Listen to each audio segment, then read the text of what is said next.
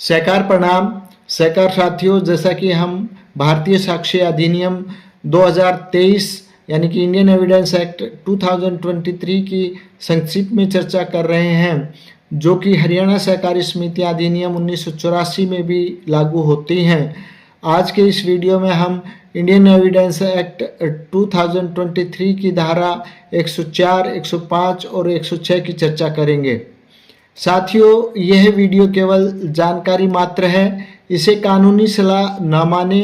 किसी भी खास मामले में मार्गदर्शन के लिए कृपया किसी योग्य वकील या एडवोकेट से सलाह लें। सहकार साथियों, जैसा कि आप जानते हैं कि कोऑपरेटिव कोर्ट्स अर्धन्यायिक कोर्ट्स हैं, यानी कि क्वासी जुडिशियल कोर्ट है और कोर्ट सबूत मांगती है। लेकिन साथियों, अब सवाल यह आता है कि सबूत लाएगा कौन, यानी सबूत लाने की और पेश करने की जिम्मेदारी किसकी होगी, यह समझने वाली बात है। और आज के इस वीडियो में हम इसी बारे में चर्चा करेंगे, जिसमें सेक्शन 104 यानी इंडियन एविडेंस एक्ट का सेक्शन 104 में यही बेसिक रूल है जो अभी हमने समझा है।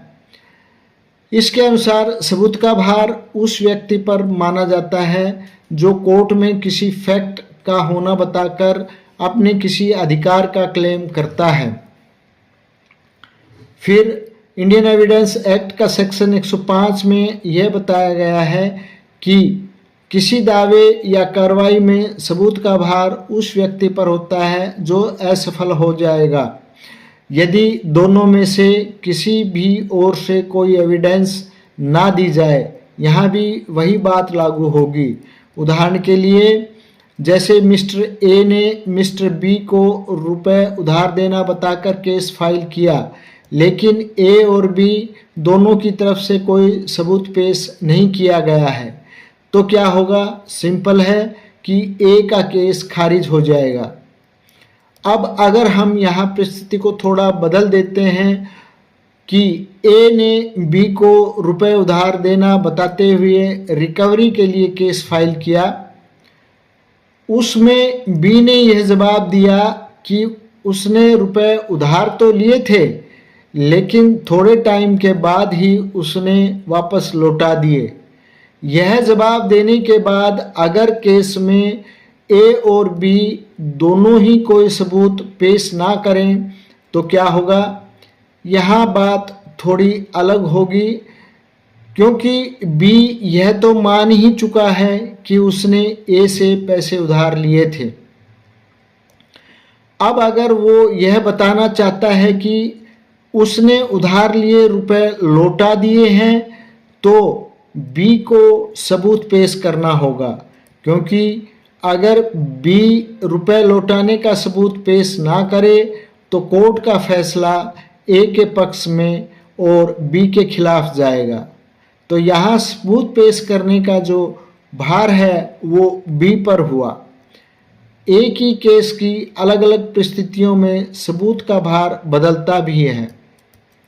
इसके बाद इंडियन एविडेंस एक्ट का सेक्शन 106 में बताया गया है कि जो पार्टी कोर्ट से यह उम्मीद करती है कि किसी स्पेसिफिक फैक्ट के होने के बारे में विश्वास करे, तो उस फैक्ट के एग्जिस्टेंस के बारे में प्रूफ देने की जिम्मेदारी भी उसी व्यक्ति की होगी।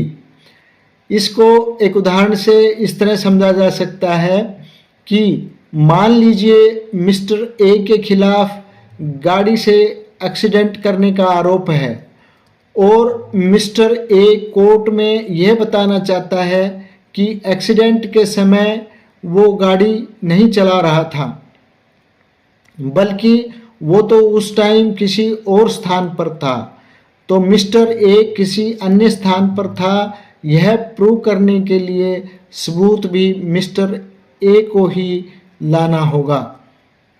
साथियों, आगे हम भारतीय साक्ष्य अधिनियम 2023 की संबंधित धाराओं पर चर्चा जारी रखेंगे। आप हमसे जुड़े रहें। वीडियो पसंद आया हो तो लाइक करें, ज़्यादा से ज़्यादा शेयर करें तथा चैनल को सब्सक्राइब करना ना भूलें। धन्यवाद। जय हिंद, जय सहकार।